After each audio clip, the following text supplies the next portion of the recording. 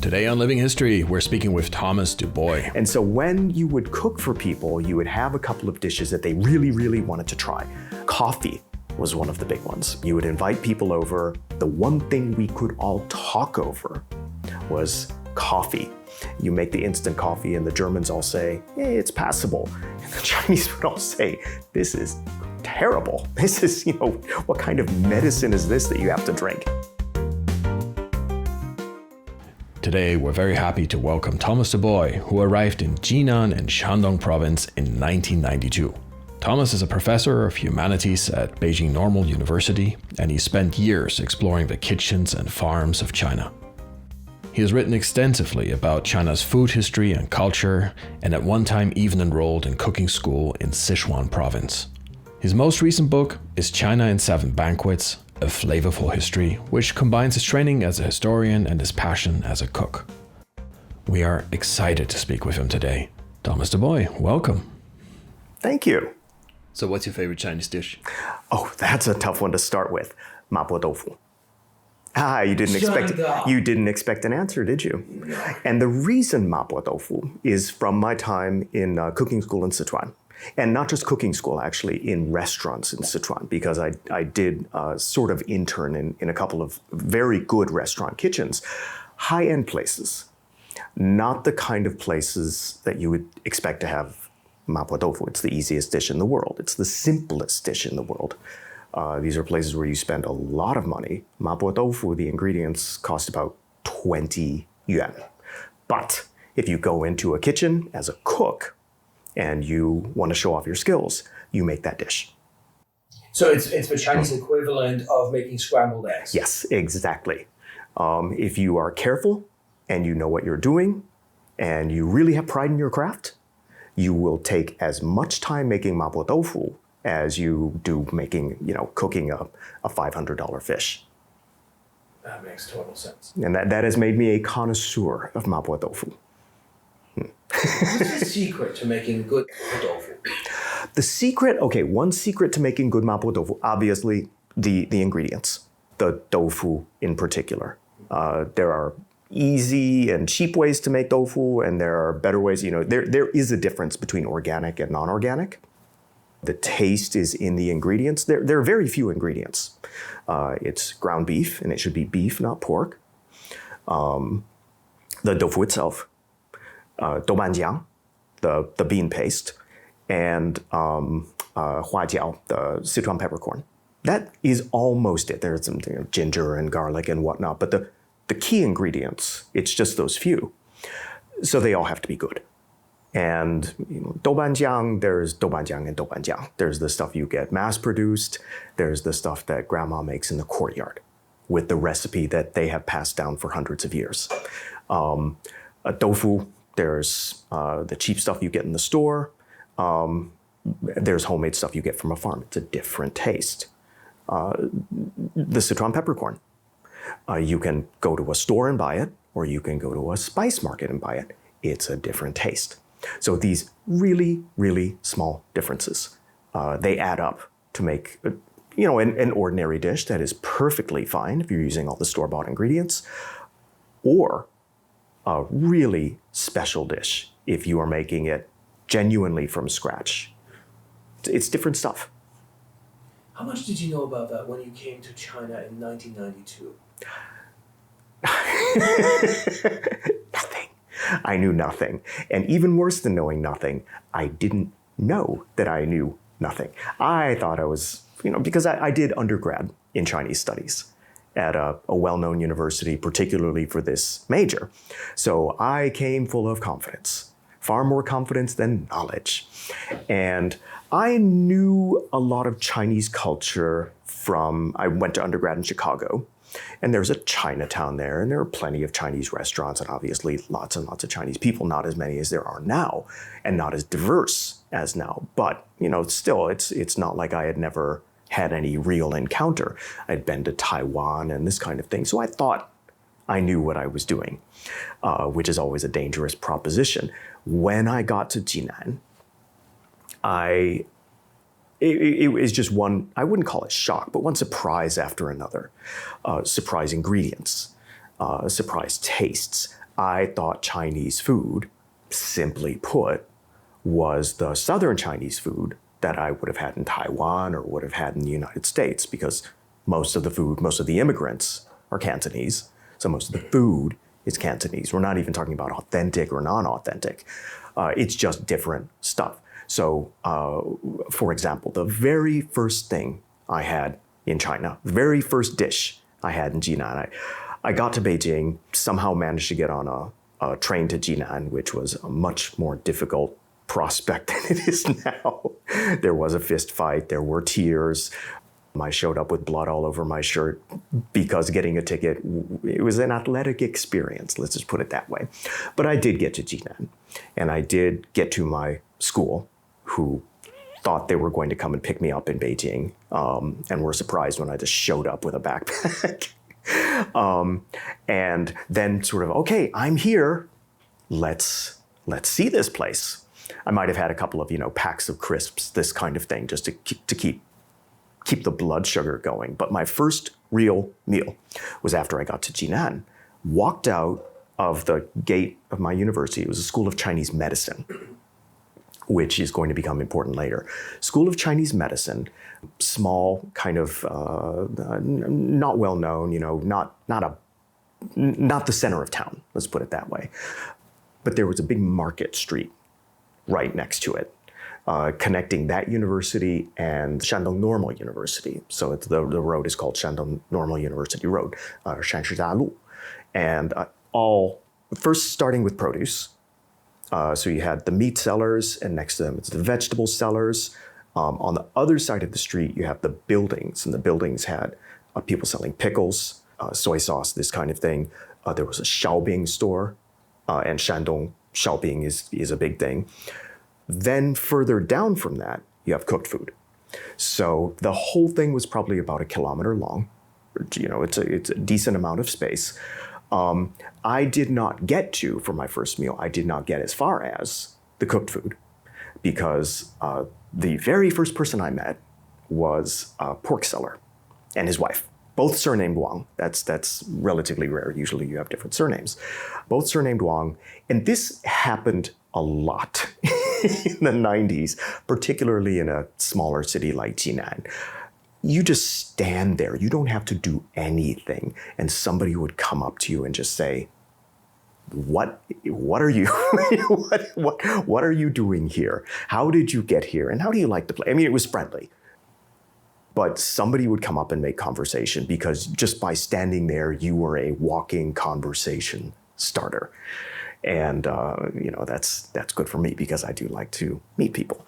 And so probably didn't get more than 10 meters down the market road, and Wang yelled at me like, hey, come and buy some pork.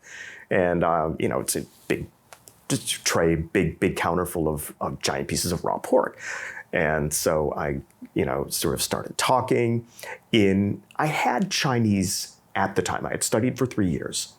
I had classroom Chinese, let's call it that. So I can talk to people, but I don't know how to say a lot of everyday things.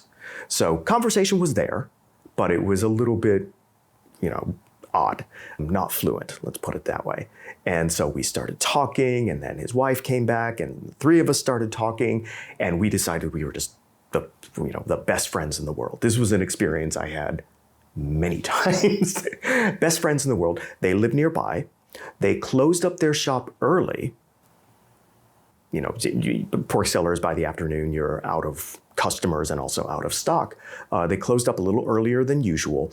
Wang put me on the back of his motorcycle. We went up to the hills, because the city of Jinan is up against mountains, and we were on the southern edge where the mountains are.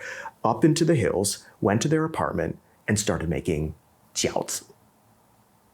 This is the first thing I did in China. The first person I met, and the first thing I did involved food. And this is a theme that continues to this day. So we started making jiaozi. Now, I had never had this kind, so the dumplings. I had never had this kind of dumplings before. I'd never had this kind of jiaozi before. The ones you would get in the South, generally, they come with a pre-made skin, so the thinner skin. more like wontons. And this is the kind that you would have in the US, where you buy the skins ready-made. This is the kind you would get in restaurants as well. The kind you would have in the North you would make the dough yourself, and you would roll it out with a tiny little rolling pin. It's just a dowel of wood. And so, as is the case in every single household in northern China, the wife is there rolling the pea, and the husband and I are there making the jiaozi, or maybe it was the other way around. So I'm learning to make this. But again, I was fresh off the plane actually, from a fancy education. So I did not want to admit that I didn't know things. And so, they're making the jiaozi, which is of course an art. It is nothing less than an art. And I was making them badly, as one does. I was making them badly. And so, well, that's the way we make them in the South, this kind of thing. Never mind, they were exceedingly generous, both of them. So this is when I discovered three things this day. My very first meal in China, I discovered northern style jiaozi, which I, to this day, love a little too much. I discovered jiucai. Jiucai is the chives. They look like flattened green onions. They have to my taste, they have a slightly metallic taste. And as I learned that day, they're hard to digest. And so, it looks like a handful of long grass, about this long. That day, to my digestive system, it was like eating a handful of long grass. Now, they taste very nice, but they did not sit well in my stomach this very first day. The other thing I discovered, and the reason they didn't sit very well in my stomach, was baijiu, which perversely translates as white wine. It is white, and it is a wine, but it is not white wine. And it is an acquired taste. And after nearly 30 years, I have not acquired it. I have drunk an awful lot of baijiu, but this was it's still not something I would say I enjoy the taste. And I'm a little suspicious that other people who say they like the taste, no, you don't like the taste. you like drinking it. So do I. But saying you like the taste, I find that a little difficult to stomach. I found this a little difficult to stomach. So the very first meal that I was in China, made jiaozi, ate jiaozi, got drunk out of my mind, passed out on their couch, and I had already shown up at the university, so they knew that I was there. And then suddenly I'm not. So they went out, fanned out across the city looking for me. Where's our new English teacher? Why has he disappeared? And I come home later that day, and everybody's sort of waiting at the dormitory of the place that I lived, saying, this is really not the kind of behavior we are expecting of our English teachers. You can make friends, you can get drunk, but going out and disappearing is something that is rather worrying for us. Please do not do that again. And I tried not to.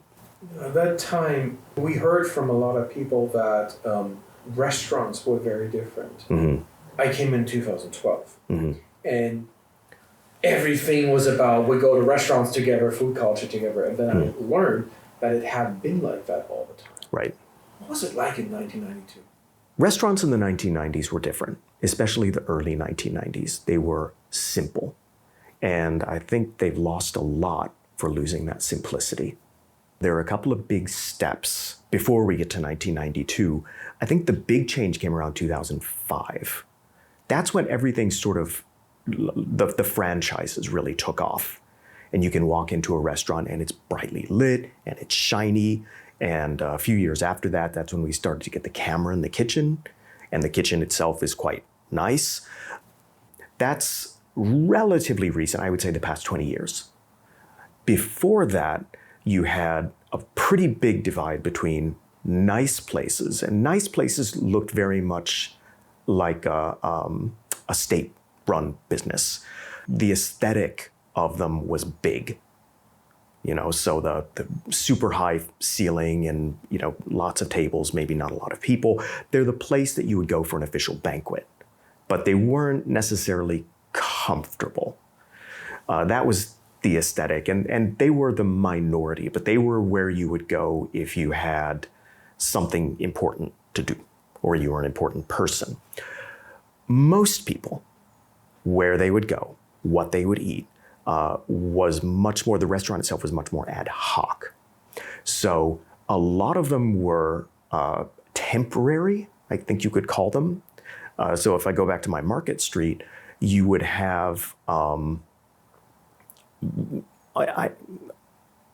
buildings that were kind of halfway built or repurposed. So you might not have a door. You might not have a door between the kitchen and the dining area. The dining area might be 4 or 5 tables. The kitchen, such as it was, might be outside because you were burning coal. A little briquette of coal, the kind of thing that you wouldn't be able to do it indoors because it would be making fumes.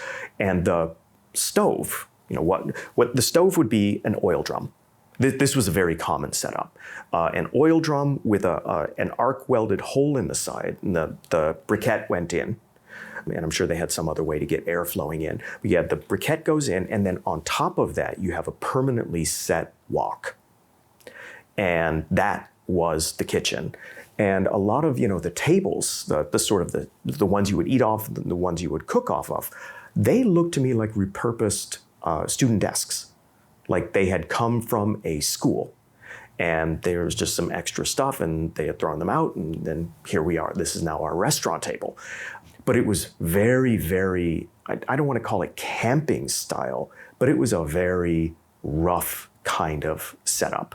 And all of the restaurants on the Market Street were that. So those were the sort of the big ones. You either had kind of a state style restaurant in the early 90s. By the late 90s, you start to have a lot more private businesses with a little bit more investment, and they look a little bit nicer.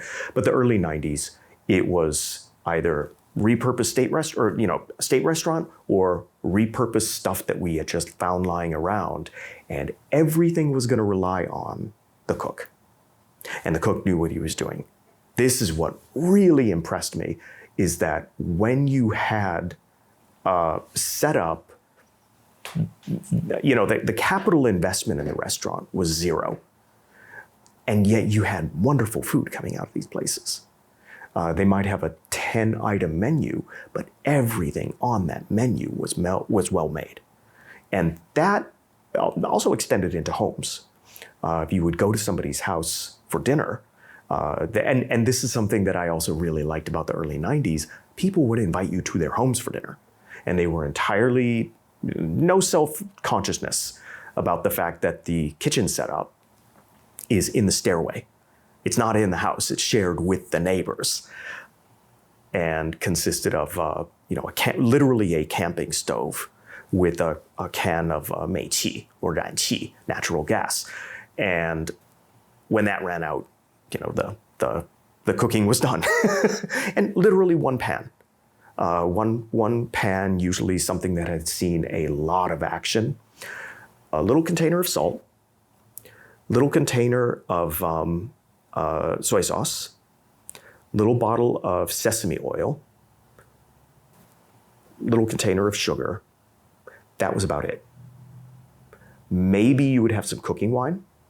Not even necessarily that. That was it. I mean, the number of dishes you could make from this. Maybe if we were, because this is Shandong, it's not a really spicy cuisine, might have some chili oil or might have some dried chilies. Oh, and vinegar. You have to have vinegar. But that's it. There's a salty, there's a sour, there's a sweet, and then the sesame oil, just a few drops of it to add, that finishing taste. Dried spices, you had baijiao. So this was the language that I learned, by the way, as I was, learning the limits of my university education and my language course. What was I learning? I was learning all my spices. I was learning all my kitchenware. The difference between this kind of pan and that kind of pan, and just linguistically. I was also at a school of Chinese medicine, which is important because a lot of what I wanted for spices are actually medicine. So like turmeric, for example. Where do you get turmeric? Oh, we know turmeric. It cleans the blood and this kind of thing. And so, a lot of the things that I would come to cook with, actually I got from our school pharmacy rather than outside in the spice market. But home spices would be bajiao, the star anise, dried chilies, Sichuan peppercorn, and maybe a little bottle of white pepper. And again, that's it. Oh, and cooking oil would be a very heavy cooking oil, like peanut oil. And that was, again, because that was what was available in the market. This would all be fresh pressed. So when you come out of the main entrance of my school, I said that the pork and whatnot was on one side, and then you had buildings on the other. One was a Xiaoping shop, one was pickles, one was that, one was a press. And the press was always running. And it was pressing cooking oil. It was also pressing sesame oil. And, they say that memories are particularly activated by smell. The smell of fresh, roasted, and pressed sesame oil in the autumn air of Shandong, of Jinan, because we're right next to Tianposhan, the mountain, which is covered in pine trees. So you can, when the wind blows, you get the pine scent from the mountain. The air, the sky is this incredible blue because it's very dry and you're at altitude. And then you hear the pressing machine, and you walk by that and you smell the fresh sesame oil. I think that is the most beautiful sensory combination I could possibly imagine. And every time I go back to Jinan, I walk around just in the air, like hoping to recapture it. And you do, because you still get fresh pressed sesame oil there. But again, that is all they had. That's all anybody else had to cook with. And the food they made was outstanding. And that set me up for life to be a sort of a kitchen minimalist. I don't want another machine. I don't want, a rack of spices. I want that talented cook who can make the most beautiful food in the world with a handful of ingredients. The other thing, because the challenge is to appreciate the beauty of the food that you've got because it's seasonal. And I think that the food in China is today not as good as it was 10 years ago. 10 years ago, not as good as it was 20 years ago. And it will never be as good as it was in the early 90s. And this isn't just nostalgia. It might be partly nostalgia, but not just. The reason is that when foods came into season, they were in season. And you got a flood of whatever vegetable it was. The squash or the eggplant is the one. It's a very Shandong kind of vegetable. When it was eggplant season, they were everywhere. You could not get away from them. Every restaurant menu, suddenly we've got 5 eggplant dishes, every home you go to. And when that season was over, they were gone. And it's because we didn't have cold chains, not just for vegetables, but for meat. The meat was all grown locally. Pork was different. It didn't have nearly as much fat on it. The animals were raised in different ways. So, you could go to the market and buy a chicken, and you could rest assured this chicken had been walking around. If you didn't buy it live, you know that it wasn't far from the days that it was walking around. You would look at you would hold the produce in your hands, and break the bone of the chicken, and that's a bone. That's a thing that's meant to hold weight. And every time it got a little more convenient, for example, with cold chains, I felt that the produce got a little less authentic. And for me, that set me up to have an ideal of what is good food. It's an eggplant that is plucked from a garden,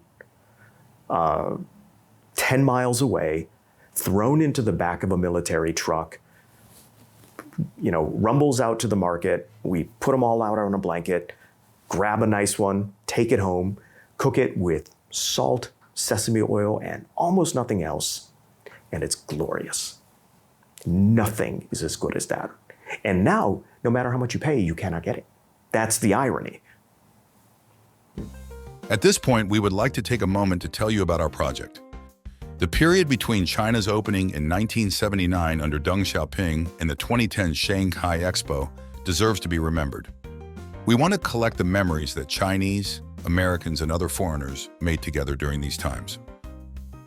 We hope you will subscribe to our channel to see many more interviews like this one in the coming weeks. If you too have a story that you think needs to be remembered, we would very much like to hear from you. And we would like to thank the U.S. Consulate in Shanghai for their generous support. Without their sponsorship, we would not have been able to start this channel. You said you went into kitchens with people. What kind of dishes did you cook? And how did people react? Because probably the first time they ate it. Yeah. Food, because, I was such an oddity. Any foreigner was an oddity. There was another big group of foreigners at Shandong University, it was, on the other end of town, and I would sometimes go and hang out with them. They hung out with each other because they didn't have language background. So I had two groups that I interacted with.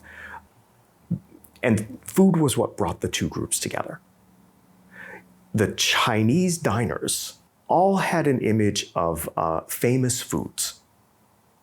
So it was a very sort of normative. In Russia, in Sulian, in Soviet Union, you eat borscht.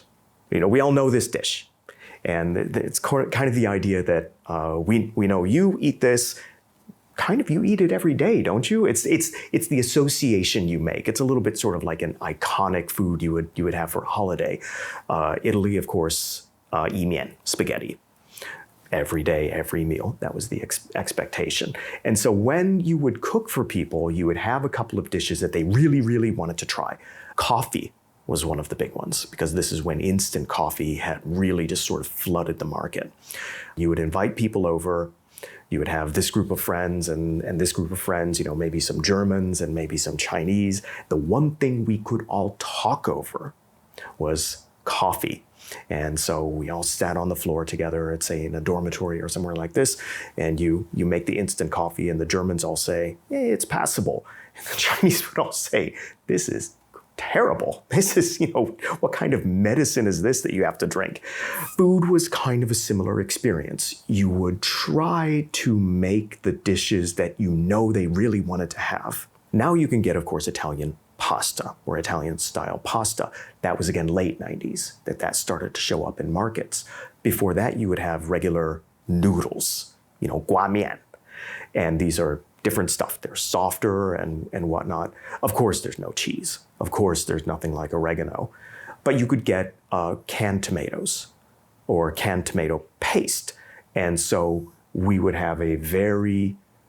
And again, we're cooking over an electric burner. And the electric burner is the kind that has the wire filament visible. So if you touch it directly to the pan, you get a free flow of electricity. I mean, it was a pretty dangerous way to cook. But cook we did. And, we would make a sort of pasta sauce and a sort of, noodles is what they were. They weren't pasta, they were noodles. So they're much softer and you have to deal with them in a different way. But try as we did, we would make flan. Again, something that is very suited to the cooking setup because you can steam it. You make a steamed egg dish, everybody liked that. One thing that I made, again, one of the relatively early dishes that I made was roast chicken. How did I make roast chicken? Well, I was living in a dormitory as a foreign teacher and foreign expert, and they had an oven. And the oven was sort of the piece of equipment that you could never get your hands on. These didn't exist.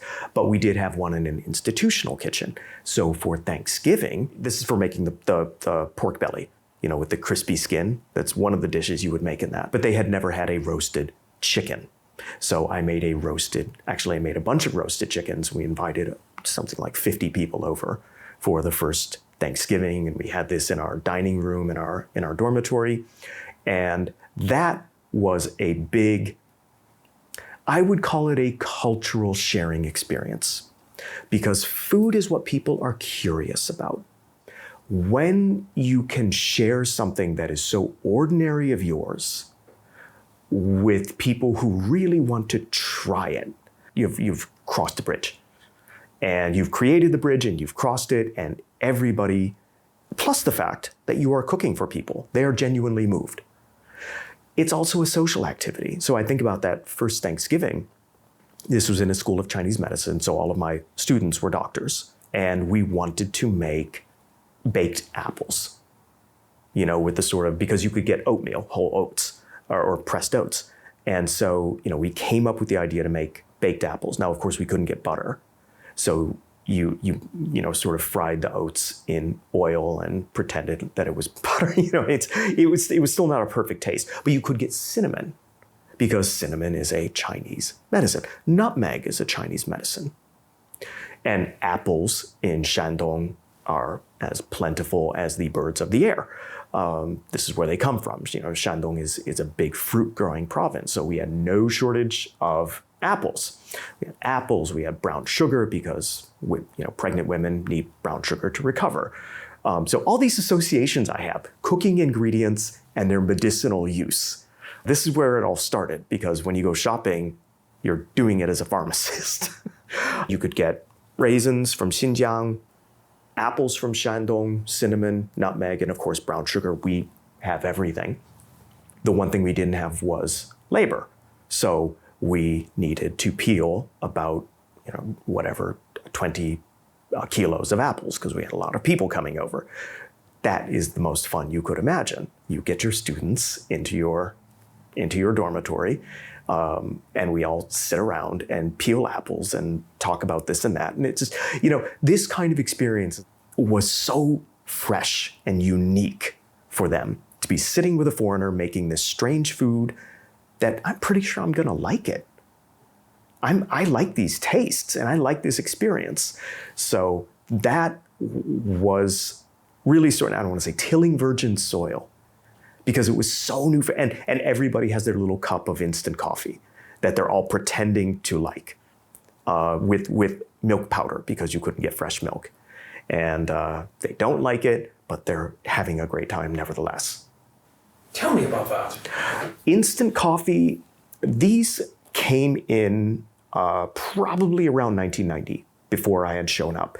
There were a few big brands. Brands are a big thing. Tang, the orange drink. Instant coffee, Nescafe. Nescafe, every little shop you would go into would have the box about this big, and it would have one bottle of Nescafe, shaped about like this, nice and thin, and then you would have the same sized bottle of creamer. I forget what the brand is, but the two were always sold together. And this was a relatively expensive purchase, such that, I bought one and thought it was nothing because I was getting a high salary as an English teacher. Then you realize how much physicians make. You're making much more than a doctor. And suddenly you become much more conservative in your spending, or at least the way you talk about it. But every time you would go to somebody's house, they would have in the box, pristine, the two products, the Nescafe and the creamer, sitting there unopened. I had one friend who opened theirs, and they sort of opened it, didn't like it, put it back on the shelf, and it grew mold. And because this was such a high-ticket item for them, and because they didn't know what coffee tasted like, they had this moldy coffee and they didn't want to throw it out. And so she told me this story that the family sat around and said, we're going to finish off this coffee. And everybody's like, how in the world can those foreigners drink this? This is disgusting. But we're going to finish the bottle because we paid for it. So it by say 1992, 93, 94, it was already a little bit less unimaginably fancy. But it was still pretty fancy.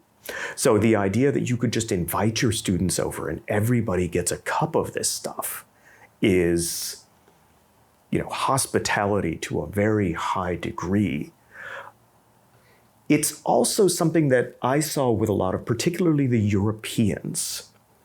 So when I would make spaghetti, sort of unflavored tomato sauce with soft Chinese noodles, the Italians would be like, look, the real thing is a lot better than this. We're just, it kind of looks like this on a plate, but don't get the idea that we eat this every day. They're kind of apologizing for, this is as good as we can do. The coffee was another big thing.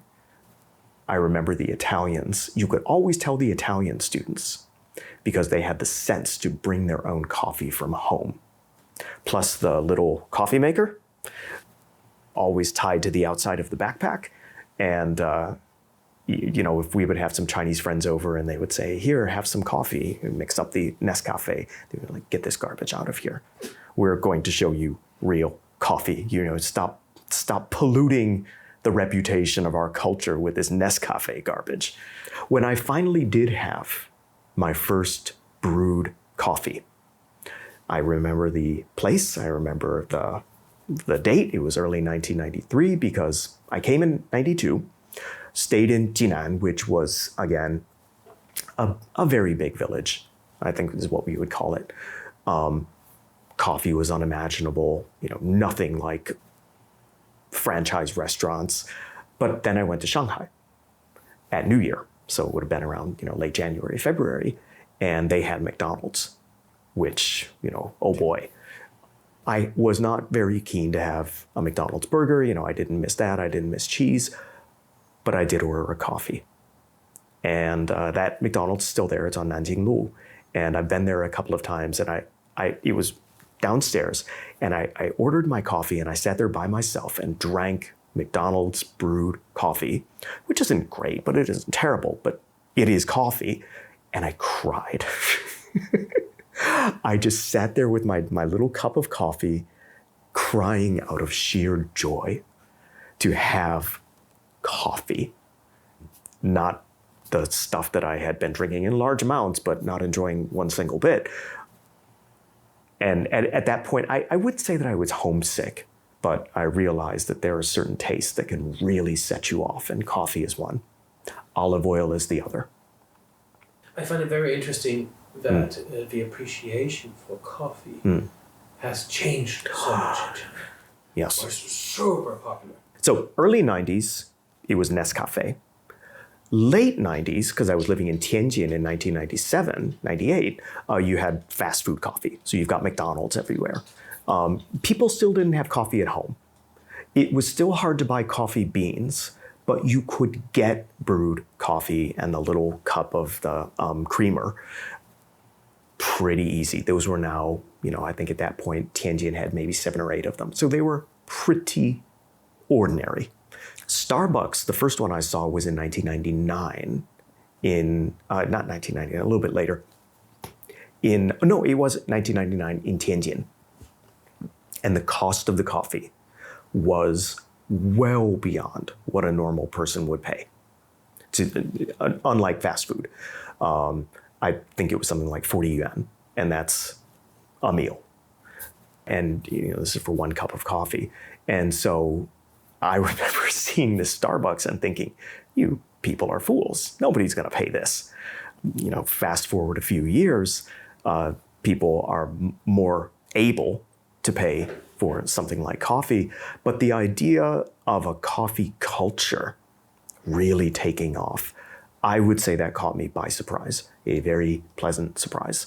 But I guess the non-surprising part is that it would start in Shanghai and then go to Beijing and then, move outwards from that. But the idea that you would have a high-end coffee maker in your home, that Yunnan coffee beans would not just be a stopgap when you couldn't get a hold of real coffee beans, but that they would actually be quite good. This is something that I wouldn't say it caught me by surprise because, of course, eventually that's going to become part of consumer culture. But there's nothing foreign about coffee. So we've come full circle. The attraction of coffee, nobody liked it, nobody wanted it. But because it was foreign, and because you were having it with a foreigner in their home, that was the attraction. And now there's nothing foreign about it. The coffee itself is the attraction. That really is a very absolute change in the relationship people have with food. And I think it's not just coffee, it's with other kinds of food as well. You've been here for a long time. And the difference that I keep noticing in you is you're open to trying things and you're happy to try things. So tell me a little bit about the discoveries. Mapo tofu was probably one of them that you didn't expect to like, but what did you stumble upon? What did you not expect to discover and love and like? And yes. Shandong Province, Tai'an, I forget what the brand was, but Tai'an is a different beer, even though we've gone 80 kilometers away. Every xiancheng, every county seat has their own brewery. And a lot of it wasn't very good. It wasn't very high end. Most places didn't have refrigerators, so nothing was ice cold until winter when everything is ice cold. And it didn't bother you one bit. Qingdao. So I was shuttling back and forth between Jinan and Qingdao a lot of the time. And Qingdao, why would they serve the beer in bags? Because bottles are expensive. So if you're just taking it home, you grab a bag of beer. And I came to love drinking beer out of a plastic bag. And Baotuquan, the same process. Because the idea is that the water in Jinan, Baotuquan is of course the local spring. So the beer is named after the spring. The idea is that they use the spring water. I don't know if they did or they didn't, but it was damn tasty beer. And I liked going to a different place and saying the beer here is different. And people would say, how do you like our local beer? That this was something that you would take pride in. We have our local beer, or our Xiaoping tastes different from your Xiaoping. It's local food. I think that's another thing. It's not just seasonal food, but local food has disappeared in China. I would say, yes, I'm going to stand my ground on this.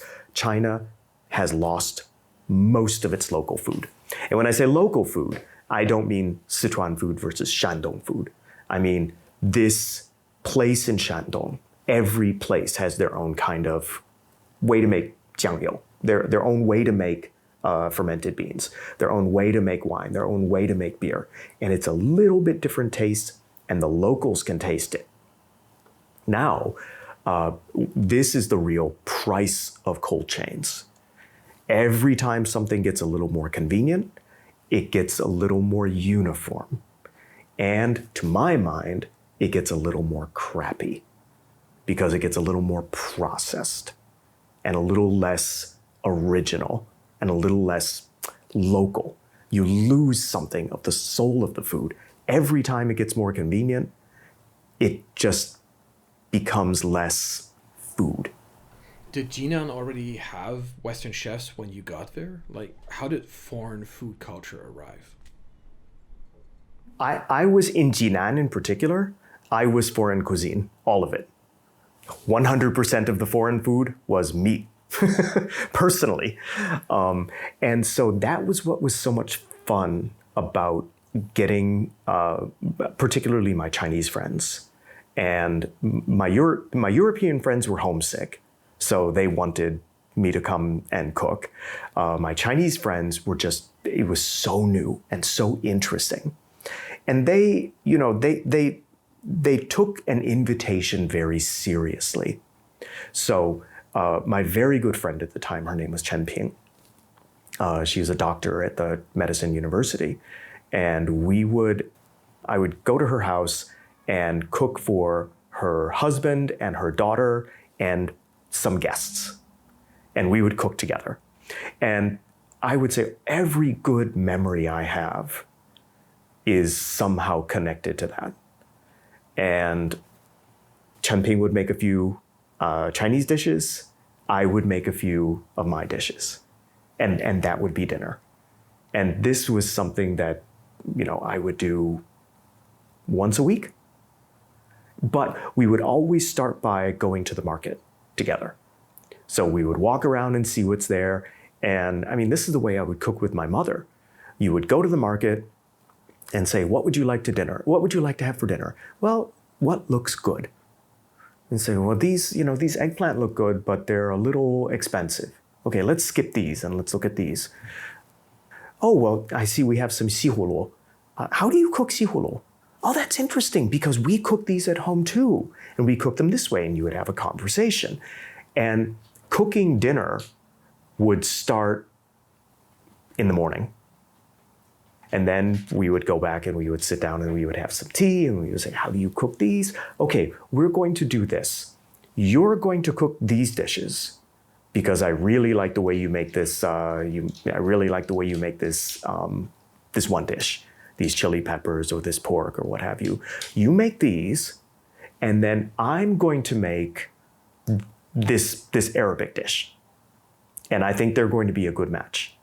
And so over time, we really developed a good cooking relationship